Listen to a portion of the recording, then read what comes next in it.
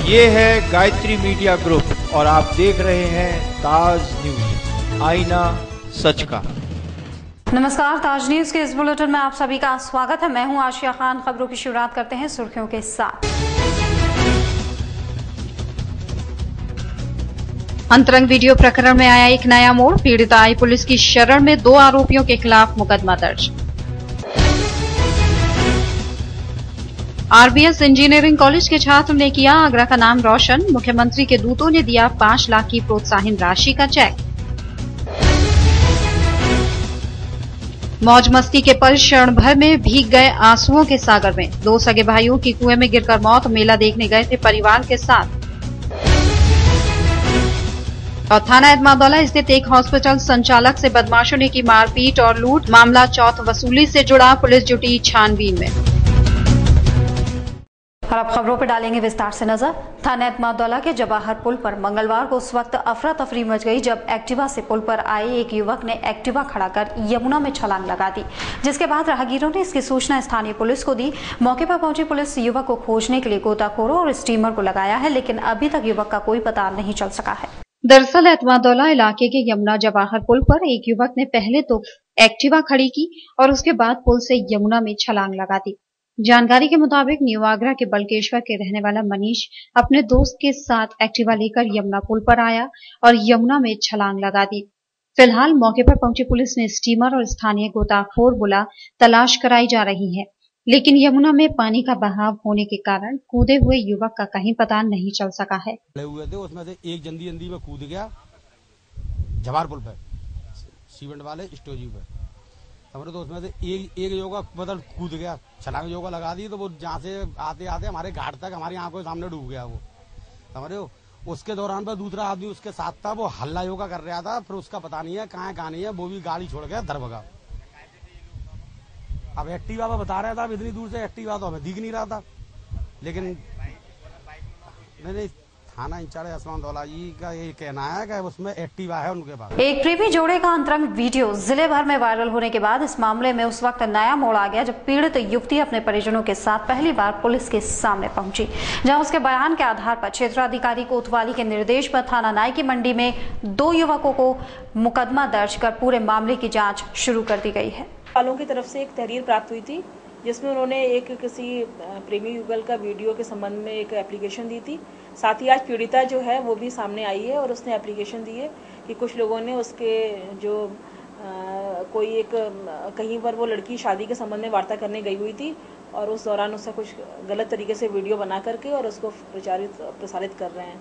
इस संबंध में पीड़िता द्वारा भी एक एप्लीकेशन प्राप्त हुई है जिसके संबंध में अभियोग पंजीकृत करके विवेचना की जा रही है। अच्छा, आरोप ये भी है कि जो लड़का है जो वीडियो में दिखाया गया है उसने केदार नगर में जाके और भी कई लड़कियों की ऐसी वीडियो बनाई जिनको लाखों रुपयों में बेचा गया। आगरा के अलावा आगरा के गैर प्रांतों में वो सीढ़ियां। जी हाँ, इस संबंध में जो मोहल्ले वाले हैं उन्होंने ये बताया है कि जो इसमें जिनके खिलाफ प्रार्थना पत्र दिया गया है उनके पूर्व में भी ऐसे बता रहे हैं कि इस संबंध में उन्होंने कुछ मकान वगैरह ले रखे हैं आगरा में आसपास के मोहल्लों में, जहां पर ये इस तरीके से लड़कों को प्रेरित करके लड़कियों के साथ बुलाते हैं और साथ में फिर उनकी क्लिपिंग बना करके अन्य प्रांतों में बेचते हैं। ऐसा उन लोगों ने, जो मोहल्ले के लोग हैं, उन्होंने बताया गया है। इस संबंध में गहनता से जांच करके छानबीन किया जाएगी। ये बताई जा सकती है कि इस घटना के पीछे एक बड़ा सेक्स रैकेट काम कर रहा है जो इस व्यापार को अंजाम दे रहा है। नहीं, अभी तक और कोई पीड़िता सामने नहीं आई है, लेकिन लोगों का ये कहना है कि जो वहाँ पर मकान उन्होंने ले रखा है वहाँ पर कई बार ऐसे घटनाएं हुई। 27 अगस्त को शमशाबाद बाईपास पर आयोजित किया जाएगा बहुजन समाज पार्टी का विशाल कार्यकर्ता सम्मेलन, जिसमें पार्टी के वरिष्ठ पदाधिकारी गण के अलावा जनपद भर के बसपाई हिस्सा लेंगे। इस कार्यक्रम को सफल बनाने के लिए पार्टी के नेतागण पूरी ताकत झोंक रहे हैं। वहीं बसपा जिला अध्यक्ष डॉक्टर मलखान सिंह व्यास ने बताया कि इस सम्मेलन में 20,000 लोगों के आने की संभावना है। आने वाली 27 अगस्त को बहुजन समाज पार्टी की ओर से एक विशाल कार्यकर्ता सम्मेलन शमशाबाद बाईपास रोड पर आयोजित किया जा रहा है, जिसके लिए आगरा की सभी विधानसभाओं में पार्टी के लोगों की ड्यूटी लगाई गई है। कार्यक्रम को सफल बनाने के लिए जो पूरी ताकत से लगे हुए हैं, जबकि कार्यक्रम स्थल पर युद्ध स्तर पर काम चल रहा है। बसपा के स्थानीय नेताओं ने पंडित उमेश शैत्य के कंधों पर जिनके संयोजक होने की जिम्मेदारी डाली है। 23 अगस्त को अभी हमारी यहाँ बैठक भी थी, समीक्षा बैठक की इस कार्यक्रम को लेकर। तो उसमें सारी तैयारियां हो चुकी हैं। और जैसे कि टेंट से लेके और टेंट किस तरह का रहेगा, मंच कैसा रहेगा, मीडिया कर्मियों की बैठने की व्यवस्था कैसी रहेगी, कुर्सियां कैसी होंगी, इस सारी बातों पर हमारी बैठक हो चुकी। इस सारे संदर्भ को लेके अब बात आती है कि यहाँ फतेहाबाद विधानसभा में ये पूरे आगरा जिले में 9 विधानसभाओं से पहला हमारा कार्यकर्ता सम्मेलन है। तो इस कार्यकर्ता सम्मेलन को सफल बनाने के लिए पूरी पार्टी, पूरा संगठन, सभी हमारे माननीय विधायक, सभी हमारे सांसद, विधायक और सभी लोग पुरजोर से लगे हुए हैं। कहीं कोई दिक्कत कोई। जिलाध्यक्ष डॉक्टर मलखान सिंह व्यास बताते हैं कि संगठन को एकजुटता का पाठ पढ़ाने के लिए सभी कार्यकर्ताओं को एकत्रित किए जाने की मंशा है, जिसमें उन्होंने आगामी चुनावों के साथ साथ भविष्य की रणनीति से वाकिफ कराया जाएगा। हमारा शमशाबाद में एक विशाल कार्यकर्ता सम्मेलन बहुजन समाज पार्टी के प्लान में हो रहा है, जो सील पोल के बराबर से खाली पड़े हुए मैदान में ये कार्यक्रम हो रहा है। इस कार्यक्रम में हमारे आगरा जनपद के सभी कार्यकर्ता से अपील है कि वो अधिक से अधिक संख्या में वहाँ पहुँचें। ये भी एक विशाल कार्यकर्ता सम्मेलन है। इस कार्यकर्ता सम्मेलन में हमारे सभी जोनल कोऑर्डिनेटर उपस्थित रहेंगे, हमारे सभी जिला की यूनिट उपस्थित रहेगी, विधानसभा की उपस्थित रहेगी और बाकी के हमारे जो भी हमारे ब्राह्मण समाज के बाकी साथी सभी उपस्थित रहेंगे। गौरतलब है कि इस कार्यक्रम के जरिए बहुजन समाज पार्टी अपने मिशन 2017 के चुनाव का आगाज भी करने जा रही है, जहां जुटने वाली भीड़ से उत्साहित बसपा नेता कार्यकर्ता सम्मेलन के दौरान कोई बड़ी घोषणा भी कर सकते हैं। 2017 के चुनाव में पंडित उमेश सैंथिया होंगे फतेहाबाद विधानसभा से बहुजन समाज पार्टी के प्रत्याशी। 27 अगस्त को होने जा रहे बसपा सम्मेलन में जिसकी घोषणा होने की पूरी संभावना है। ब्राह्मण उम्मीदवार पर दांव खेलकर बसपा ने एक बार फिर सोशल इंजीनियरिंग का फॉर्मूला आजमाया है, जिसने पिछली बार पिछड़े वर्ग से छोटेलाल वर्मा को फतेहाबाद से विधानसभा पहुंचाया था। बहुजन समाज पार्टी का शमशाबाद में होने जा रहा सम्मेलन आगरा की राजनीति के लिहाज से खासे मायने रखता है। पंडित उमेश सैंथिया को कार्यक्रम का संयोजक बनाकर पार्टी ने जिसे जग जाहिर कर दिया। दरअसल ब्राह्मण समाज से ताल्लुक रखने वाले उमेश सैंथिया को आगामी चुनावों में विधायकी जीतेंगे। ये फैसला तो भविष्य के आधार में है, लेकिन बसपा मुखिया का दिल जीतने में उन्हें कामयाबी जरूर मिल गई है। 27 अगस्त के सम्मेलन में जिनके फतेहाबाद से विधानसभा उम्मीदवार के रूप में घोषणा होने की पूरी संभावना है। हो सकता है और मेरे मन में भी है, शायद उस दिन हमारे जो फतेहाबाद विधानसभा की प्रत्याशी की घोषणा उस दिन हो सकती है। हालांकि मन ही मन में खुश पंडित उमेश सैंथिया अपनी उम्मीदवारी के सवाल पर मुखर बेशक न हुए हों, पर किसी खुशखबरी को लेकर वो भी पूरी तरह से आश्वस्त हैं।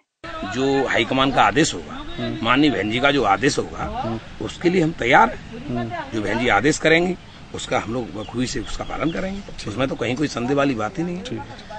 और बस यही है मेरा कहना। बाकी तैयारी आपको दिखाई दे रही है, आपके कैमरा के बीच सामने सारी तैयारी लगी है। टेंट वाले अपना टेंट का काम कर रहे हैं और क्षेत्र में लोग जो क्षेत्र में जो जिनको कहना है अपने कार्यकर्ताओं से, अपने हमारे जितने भी 34 सेक्टर हैं, 34 सेक्टर हैं और 34 सेक्टर के अध्यक्ष हैं और 34 सेक्टरों के 5-5 महासचिव हैं। तो ऐसे करके 2 से 4 लोग हैं और विधानसभा की जो कमेटी है वो सारी इस विधानसभा में काम कर रही है। किसी तरह की कोई कोताही बरती नहीं है। जबकि क्षेत्रीय लोगों ने भी उनकी संभावित घोषणा के सवाल पर खुशी का इजहार किया और दुगने उत्साह से काम करने की बात कही। तो हमें तो बहुत बड़ी खुशी की बात है, एक सैंथिया जैसे कि युवा साथी हमें मिले हैं विधानसभा में काम करने के लिए। तो इनका काम इतने सिस्टमेटिक तरीके से चल रहा है कि जैसे इन्होंने जो हमको जिम्मेदारी दी वो हम बखूबी तरीके से निभा रहे हैं। और ऐसा यूथ नेता, ऐसा यंग ब्लड जो हमें मिल रहा है, उस टीम को लेकर के हम सारी विधानसभा में लगे हुए हैं।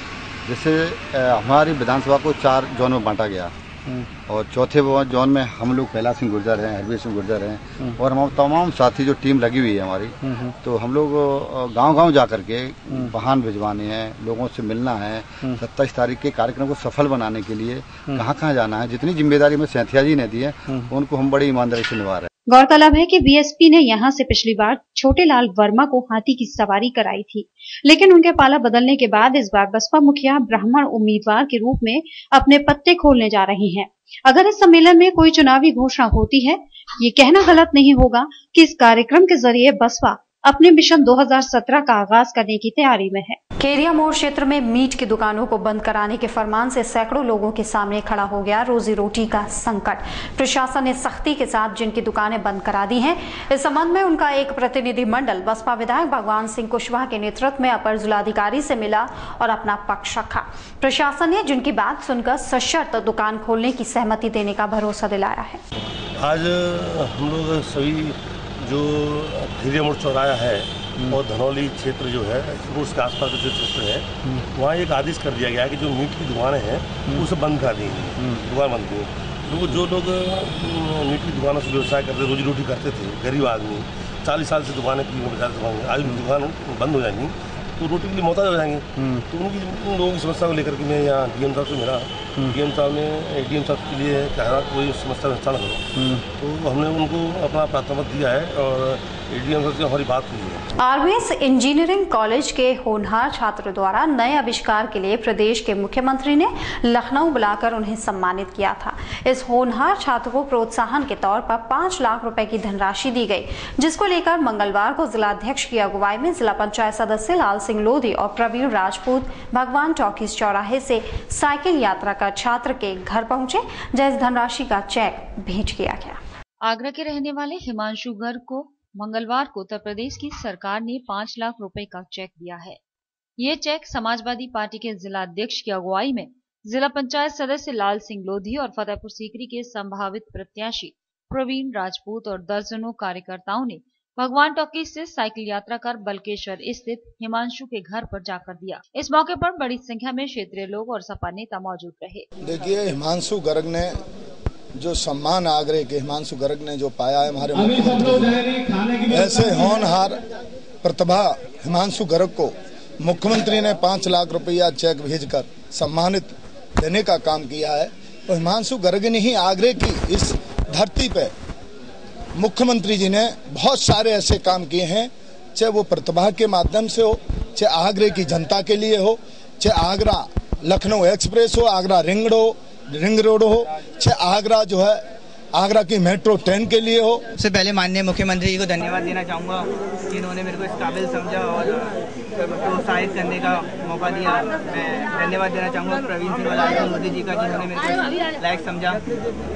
जिला अध्यक्ष राम साई यादव जी का मैं धन्यवाद देना चाहूँगा जो यहाँ पर आए, उन्होंने मेरी बहुत सहायता करी। मनोज गुप्ता जी सर का मैं धन्यवाद देना चाहूँगा। नितिन कोहली जी सर का धन्यवाद देना चाहूँगा जो यहाँ आए, और एस मुजामिल हुसैन जी राज्य पत्रकार मुख्यमंत्री जी के जो चहीते हैं उनका धन्यवाद देना चाहूँगा जो लखनऊ से यहाँ पर आए मेरे लिए। धन्यवाद देना चाहता हूँ माननीय मुख्यमंत्री जी की ऐसी सोच को, उन्होंने इस तरह की प्रतिभा को ला करके और निखार करके प्रोत्साहित करने का काम किया। और जब मुझे पता चला 2 दिन पहले कि माननीय मुख्यमंत्री जी ने कहा है कि समाजवादी विचारधारा के अंतर्गत हिमांशु गर्ग जी के घर पर जाकर साइकिल रैली निकालकर उनको प्रोत्साहित करो, उनको उत्साहित करो और उनको सम्मानित करो, तो मुझे इस बात से बहुत खुशी हुई। और हम सभी समाजवादी पार्टी की टीम ने हिमांशु गर्ग जी के घर आकर के उनको 5 लाख रुपए का चेक प्रदान करके सम्मानित किया। चाहता हूँ कि उन्होंने ऐसी प्रतिभा को निखारने का काम किया और उन्होंने जो आगरा में जो हमारे हिमांशु गर्ग है उन्होंने पूरे विदेश की मीडिया के सामने उनका जो प्रोजेक्ट है वो पास करने का काम किया। ऐसे मुख्यमंत्री जी को मैं आगरा और समाजवादी पार्टी की तरफ से बहुत बहुत धन्यवाद देना चाहता हूँ। सहारने और निखारने का काम हमारे यशस्वी मुख्यमंत्री अखिलेश यादव ने जिस प्रतिभा के साथ की है उनको धन्यवाद बधाई देता हूँ। खेल के क्षेत्र में हो, शिक्षा के क्षेत्र में हो, इन्वेंशन के क्षेत्र में हो, हर जगह मुख्यमंत्री ने नौजवान साथियों को जहाँ उन्होंने अपना उत्कृष्ट अभिनय किया है उसके लिए सम्मानित किया है। आज इसी कड़ी में हमारे आगरा के होनहार छात्र हिमांशु गर्ग को उसके उज्जवल भविष्य के प्रोत्साहन के लिए जो माननीय मुख्यमंत्री ने 5 लाख का चेक बैस समाज के लाल को दिया है, मैं बैस समाज की ओर से माननीय मुख्यमंत्री को कोटि-कोटि आभार और हार्दिक बधाई देता हूँ। मैं सबसे पहले ऐसा है यहाँ मत बुला लेना, बिठा के बात कर लेना, खड़े बात नहीं हो पाती, ठीक है? आगरा के लाल को बुला के बिठा के बात कर लेना। मौका दिया और मैं हिमांशु गर्ग जी को भी तहे दिल से बधाई देता हूँ और आशीर्वाद देता हूँ कि आगे चल के भी सिर्फ आगरा में नहीं, उत्तर प्रदेश में नहीं, पूरे विश्व में ना हो। दरअसल आगरा का रहने वाला हिमांशु बीटेक का छात्र है और उसने एक हेलमेट बनाया है जिससे अगर बाइक या स्कूटर सवार ने शराब पी ली और हेलमेट लगाया तो स्कूटर या बाइक स्टार्ट नहीं होगी। इस तरह का हेलमेट बनाने के बाद ये खबर मुख्यमंत्री अखिलेश यादव के पास पहुंची तो उन्होंने हिमांशु गर्ग की प्रतिभा का सम्मान करते हुए 5 लाख रुपए का चेक भिजवाया है, जिसको आगरा के समाजवादी पार्टी के कार्यकर्ता देने के लिए घर पहुंचे। इस चेक को पाने के बाद होनहार छात्र ने उन सभी लोगों का धन्यवाद दिया जिन्होंने उसकी प्रतिभा को प्रदेश के मुख्यमंत्री तक पहुंचाने में मदद की, जिसमें वो जिला पंचायत सदस्य लाल सिंह लोधी का नाम लेना नहीं भूला, जिन्होंने उसे मुख्यमंत्री से मिलवाने की मदद की। और इसी के साथ इस युवा वैज्ञानिक ने जल्द ही एक ऐसा आविष्कार करने की बात कही जिसकी मदद से गाड़ियां पेट्रोल की जगह पानी से चलेंगी। फिलहाल यहाँ रुकेंगे एक छोटे से ब्रेक के लिए।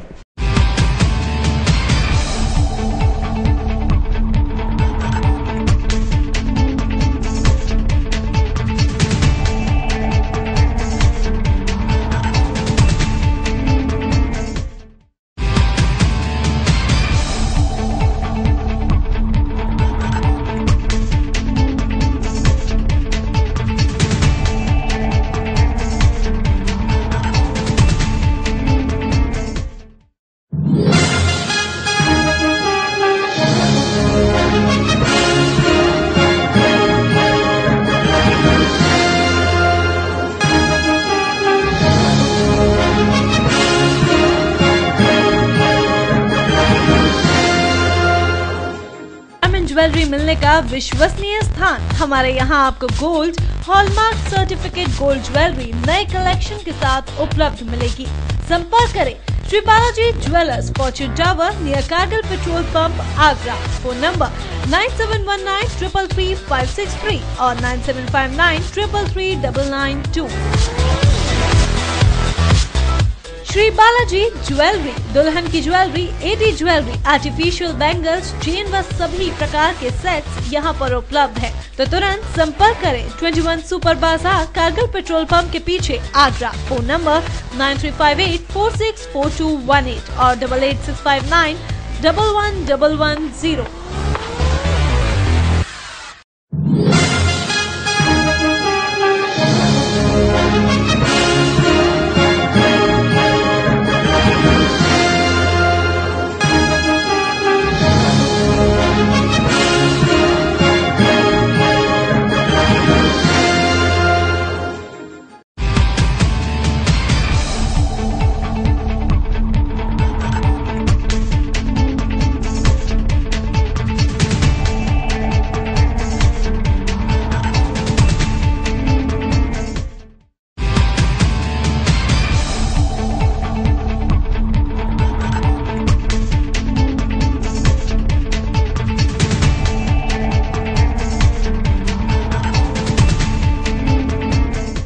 ब्रेक के बाद स्वागत है। देखते हैं अगली खबर।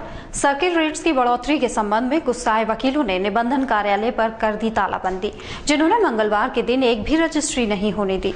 इस प्रदर्शन में दस्तावेज लेखकों का भी पूरा समर्थन रहा, जिनके साथ मिलकर वकील रजिस्ट्री ऑफिस के बाहर धरने पर बैठ गए और दरें बढ़ाने का फैसला निरस्त करने की मांग की। उन्होंने ऐलान किया कि जब तक प्रशासन उनकी बात नहीं मानता उनका आंदोलन जारी रहेगा। तहसील सदर में बार एसोसिएशन के लोगों का ये हो हल्ला जिला प्रशासन के खिलाफ है, जिनके एक फैसले से यहां काम करने वालों के सामने दाल रोटी की समस्या आ खड़ी हुई है। दरअसल जिला प्रशासन की ओर से अगले महीने में सर्किल रेट्स की बढ़ोतरी प्रस्तावित है। ऐसा करने से मंदी के इस दौर में लिखा पढ़ी का काम और ठंडा पड़ जाने की संभावना है। यहाँ प्रैक्टिस करने वाले वकीलों और दस्तावेज लेखकों को बस यही बात साल रही है, जिसके चलते उन्होंने न केवल रजिस्ट्री दफ्तर में तालाबंदी कर दी बल्कि एक भी बैनामा तक नहीं होने दिया। 15 को सर्किल रेट बढ़ाई गई थी, उसके बाद आज फिर दोबारा से पुनः सर्किल रेट बढ़ाने का प्रस्ताव तैयार हो चुका है, जिसमें 28/7/2015 को हमने हड़ताल रखी थी बढ़ाने की। उसमें हमें एडीएम वित्त एवं राजस्व ने हमको आश्वासन दिया था कि आगे हम सर्किल रेट नहीं बढ़ाएंगे, लेकिन फिर से उन्होंने पूरी लिस्ट तैयार कर ली है।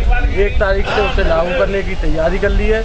इसके उपलक्ष्य में हम सभी लोग अधिवक्तागण हड़ताल पर बैठे हुए हैं और जब तक ये सर्किल लागू होने दोगे या नहीं? केवल नहीं हम इसको किसी भी हालत में लागू नहीं होने देंगे। तालाबंदी की वजह ये है, विगत कई वर्षों से जो है सर्किल रेट जो बढ़ाए जाते हैं, जिसका प्रावधान प्रोजेक्ट 3 साल बाद बढ़ाने का है। जैसा कि 79 में सबसे पहले सर्किल रेट बढ़ाई गई थी और अब जो सर्किल रेट बढ़ाई गई 1 अगस्त को बढ़ाई जानी थी पिछले साल, जो इन्होंने 3 मार्च को बढ़ा दी और जिसको बढ़ाए हुए भी केवल 5 महीने हुए हैं। अब ये दोबारा से फिर उसको बढ़ाने जा रहे हैं। उसके विरोध में हम यहाँ धरने पे बैठे हुए हैं। इसके अलावा अपने अधिवक्ता साथी के साथ हुई मारपीट को लेकर भी वकीलों की नाराजगी रही, जिसके साथ पिछले दिनों मारपीट की गई। जो हमने की है इसके पीछे एक तो कारण यह है कि 19 तारीख को खंडपीठ स्थापना संघर्ष समिति के मीडिया प्रभारी मनीष सिंह पर जानलेवा हमला किया गया और उसमें नामजद रिपोर्ट होने के बावजूद अभी तक पुलिस प्रशासन द्वारा किसी भी वांटेड व्यक्ति को गिरफ्तार नहीं किया गया है। उसमें हम लगातार आंदोलन करते चले आ रहे हैं। दूसरा यह है कि जिला प्रशासन द्वारा 5 महीने के अंतराल पर पुनः सर्किल रेट को बढ़ाने की योजना चल रही है और जिसमें हमारे अधिवक्ता गणों को, दस्तावेज लेखक गणों को कहीं कोई सुनवाई करने का मौका नहीं दिया जा रहा है इनके द्वारा और न ही कोई हमारी बात सुनी जा रही है। तो उसके दोनों घटनाओं के विरोध में हम लोगों का यहाँ प्रदर्शन है। इस घटना में अभी तक कोई कार्रवाई न होने से वकीलों में नाराजगी है, जिसके विरोध में उन्होंने पूरे दिन हड़ताल की और कोई न्यायिक काम नहीं होने दिया। जबकि निबंधन कार्य नहीं हो पाने से सरकार को करोड़ों रुपए की राजस्व की हानि हुई। पहली बार जब जीवनी मंडी चौराहे से अतिक्रमण अभियान चला तो यहाँ का नजारा बदला सा नजर आया। सिटी मजिस्ट्रेट रेखा एस चौहान और सीओ छत्ता BS त्यागी के साथ साथ नगर निगम की टीम का अतिक्रमण अभियान जीवनी मंडी से बेलनगंज तक चला। इस दौरान महाबली ने दर्जनों अवैध निर्माणों को धराशायी कर दिया तो कई लोगों को 1 दिन की मोहलत भी दी। जब जब महाबली सड़कों पर उतरा वहां का नजारा खुद ब खुद बदलता चला गया। फिर चाहे पुराना बाजार हो या नया मार्केट, देखते ही देखते अतिक्रमण महाबली की जद में आते ही ध्वस्त हो गया। कुछ ऐसा ही नजारा दिखा जब सिटी मजिस्ट्रेट रेखा एस चौहान के साथ साथ अतिक्रमण प्रभारी SP वार्ष्णेय के साथ सीओ छत्ता जीवनी मंडी चौराहे पर पहुंचे।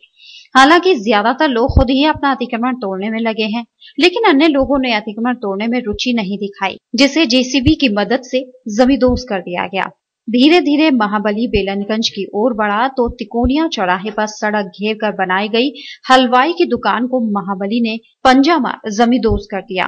पुराना बाजार होने के कारण अतिक्रमण ज्यादा था, इसलिए नगर निगम ने भी यहाँ 3 JCB मंगाई थी ताकि काम को जल्दी खत्म किया जा सके।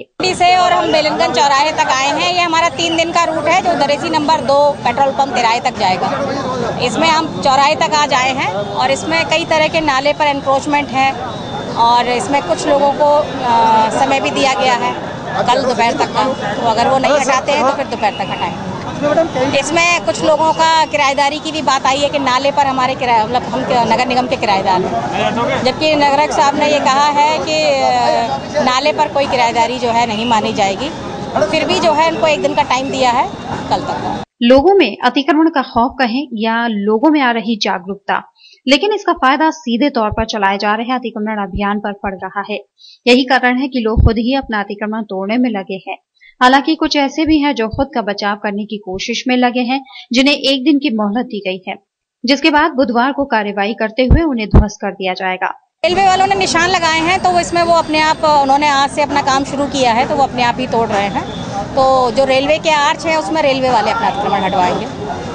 आज कल जो अभियान चलेगा वो बेलनगंज से कहाँ तक? बेलनगंज से और हमारा अभियान तिराहे तक चलेगा।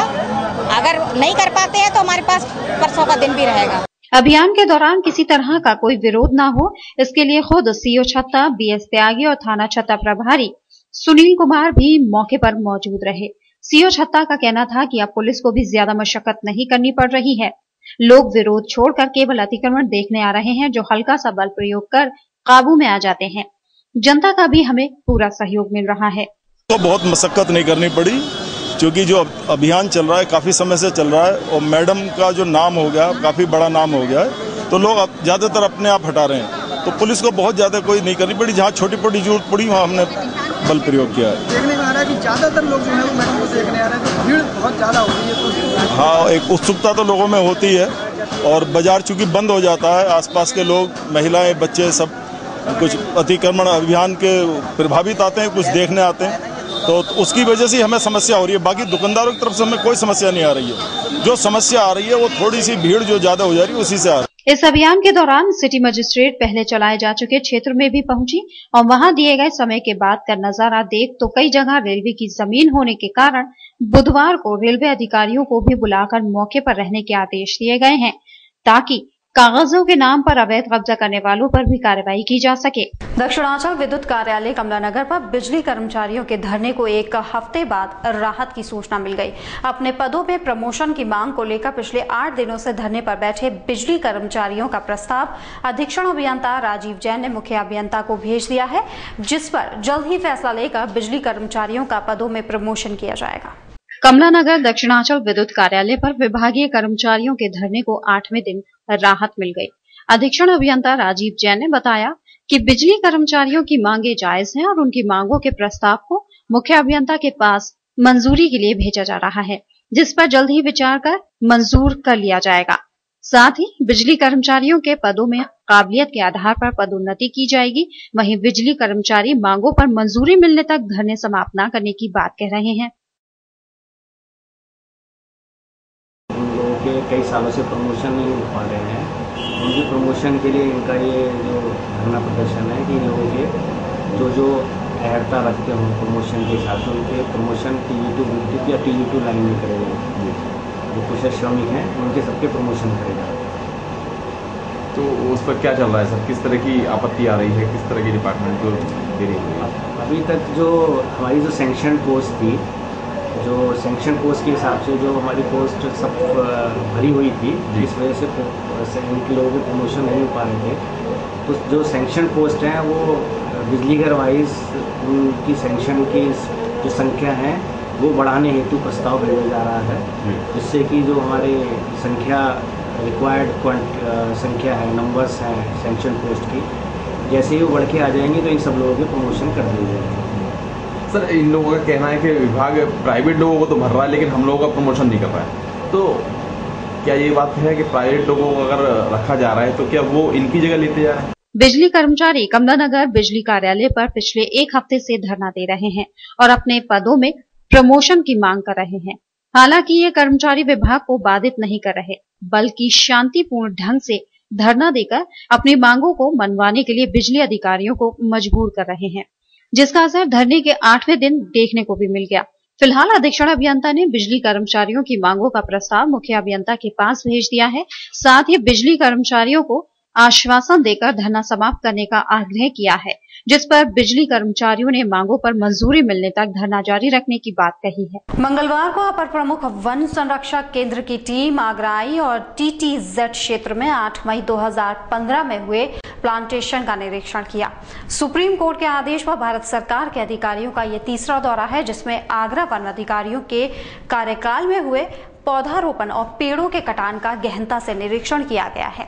सर्वोच्च न्यायालय के आदेश पर आई टीम के साथ मुख्य चीफ वन संरक्षक AK जैन भी रहे, जिन्होंने आगरा में हुए प्लांटेशन और पेड़ों के कटान की पूरी जानकारी दी।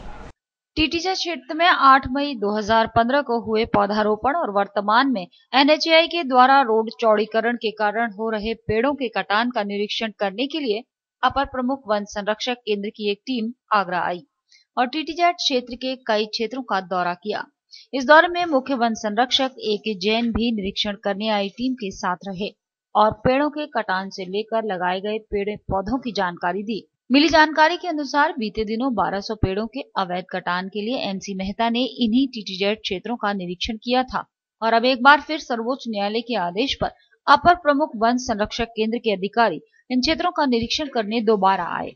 फिलहाल सुप्रीम कोर्ट के आदेशानुसार निरीक्षण टीम ने संभावित क्षेत्रों का दौरा कर लिया है और उसकी रिपोर्ट न्यायालय को सौंपेंगे। आगरा TTZ में आता है, इसलिए आगरा की हरियाली एक अलग मुकाम रखती है। पूर्व वन अधिकारियों के कार्यालय में हुए पौधारोपण और पेड़ों के कटान का मामला एक के बाद एक करके सामने आते जा रहे हैं, जिस पर विभागीय उच्च अधिकारी पैनी नजर लगाए हैं। अब देखना होगा कि लगातार हो रहे निरीक्षण दौरों की रिपोर्ट आने पर अंतिम पड़ाव में क्या फैसला होता है। डाक विभाग ने आगरा में अपना दूसरा ATM मशीन आगरा फोर्ट डाकघर पर लगाया है, जिसका उद्घाटन PMG सरिता सिंह ने किया। डाकघरों को बैंकिंग सेवा से जोड़ते हुए डाक विभाग का आगरा में ये दूसरा कदम है। डाक SSP के अनुसार जल्द ही डाक विभाग के मुख्य डाकघरों पर ATM मशीन देखने को मिलेगी। डाक विभाग ने आगरा में अपना दूसरा एटीएम आगरा फोर्ट डाकघर पर लगाया है और इसी के साथ अब आगरा में डाक विभाग के 2 एटीएम हो गए हैं, या कहें कि डाक विभाग में बैंकिंग सेवा शुरू हो चुकी है। हालांकि डाक विभाग के एटीएम बैंकों के एटीएम के मुकाबले अभी थोड़ा धीमी गति से चलेंगे, लेकिन जैसे जैसे डाक विभाग के एटीएम की संख्या बढ़ेगी वैसे वैसे इनकी रफ्तार में तेजी आ जाएगी। डाक विभाग ने अभी तक प्रतापपुरा डाकघर से करीब 200 और आगरा फोर्ट से करीब 50 डाक एटीएम जारी किए हैं, जिनका प्रयोग करके डाक उपभोक्ता डाक विभाग की बैंकिंग सेवा का लाभ ले रहे हैं। आगरा में डाक विभाग के कुल 90 डाकघर हैं और उनमें से अभी मात्र 10 डाकघर ही सीबीएस सेवा से जुड़े हैं। जैसे ही 90 डाकघरों को सीबीएस सेवा से जोड़ लिया जाएगा, वैसे ही डाक विभाग और बैंकों के बीच बैंकिंग सेवा का संचार शुरू हो जाएगा और तभी सभी बैंकों और डाकघरों के उपभोक्ताओं को बैंकिंग सेवा का असली लाभ मिल पाएगा। बीते दिनों सामाजिक कार्यकर्ता नरेश पारस ने एसएन मेडिकल कॉलेज में हुई अभद्रता के विरोध में मंगलवार को शहर के प्रमुख समाज सेवियों ने शहीद स्मारक परिसर में काली पट्टी बांधकर इस घटना की कड़े शब्दों में निंदा की और आए दिन एसएन मेडिकल कॉलेज में मरीजों को आ रही समस्याओं की बात मुख्यमंत्री तक पहुँचाने की बात कही। एसएन मेडिकल कॉलेज में मरीजों को इलाज के दौरान आ रही समस्याओं की जानकारी करने बीते दिनों सामाजिक कार्यकर्ता एसएन हॉस्पिटल परिसर पहुंचे थे, जहां समाजसेवी नरेश पारस के साथ हॉस्पिटल स्टाफ द्वारा अभद्रता की गई थी। समाजसेवी के साथ हुई अभद्रता के विरोध में शहर के प्रमुख समाजसेवियों ने मंगलवार को शहीद स्मारक परिसर में काली पट्टी बांधकर इस घटना की कड़े शब्दों में निंदा की। प्रदर्शन के बाद सभी समाज सेवियों ने एसएन मेडिकल कॉलेज में इलाज के दौरान मरीजों को आ रही समस्याओं की जानकारी शासन को पहुंचाने की बात कहते हुए मुख्यमंत्री से एसएन मेडिकल कॉलेज के लिए एक मॉनिटरिंग टीम बनाने की मांग की। सबसे बड़ी बात है कि जितने भी सामाजिक संगठन है एक बैनर के तले आज यहाँ खड़े हुए हैं, सबका मन में यही है कि एसएन मेडिकल कॉलेज में जो भी मरीज आता है वास्तव में गरीब और असहाय होता है। तो कई बार हम लोगों के पास फ़ोन कॉल्स आते हैं और हम उनकी मदद के लिए जाते हैं। तो हमारे सामाजिक कार्यकर्ता नरेश पारस जी जब वो गए तो उन्होंने वहाँ कुछ अव्यवस्थाएं देखी। जब उन अव्यवस्थाओं के खिलाफ कुछ बोले तो उनके साथ दुर्व्यवहार भी हुआ। निश्चित तौर पे आज यही कहा गया है कि हम लोग मिलकर कमिश्नर साहब से या माननीय मुख्यमंत्री जी से या जो भी हमारे राजनीतिक लोग हैं उन तक ये बात पहुंचाएं और कम से कम हम ये चाहते हैं कि शहर के जितने भी राजनीतिक लोग हैं, जितने भी अधिकारी प्रशासनिक लोग हैं, अगर एसएन मेडिकल कॉलेज को व्यवस्थित कर दें तो निश्चित तौर पर मैं सोचता हूँ बहुत गरीबों की मदद हो जाएगी। देखिए, एसएन में गरीब मरीजों को दवाइयाँ नहीं मिल पा रही हैं। उनको छोटी छोटी चीज़ें जैसे रुई है, स्प्रेट है, निडिल है, ये सारी चीज़ें बाहर से मंगवाई जा रही हैं। तो इसके लिए हम लोगों ने एक आज शांति रूप में एक बैठक की है जिसमें एसएन की व्यवस्थाओं को सुधारने के लिए हमने प्रयास किया है और शासन से भी हम मांग कर रहे हैं। एसएन मेडिकल कॉलेज में गरीबों के संग जो दुर्व्यवहार हो रहा है इलाज के लिए और साथ में मदद करने के लिए जाने पर सामाजिक कार्यकर्ता नरेश पारस का उत्पीड़न हुआ, उसके विरोध में हम लोग एकत्रित हुए। एक योजना बनाई है कि step by step Gandhi ji की तरह बिल्कुल धैर्यवादी बनकर इसका संघर्ष करेंगे। आज लीड आगरा ने एक आयोजन किया नरेश पारस सर के संग।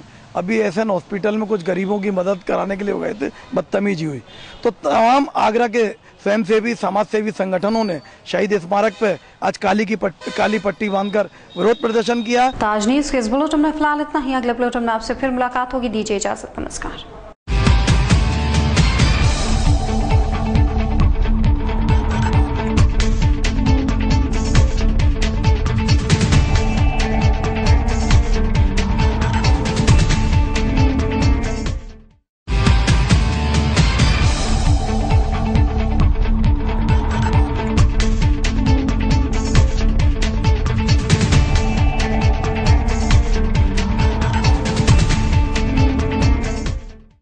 ये है गायत्री मीडिया ग्रुप और आप देख रहे हैं ताज न्यूज़, आईना सच का।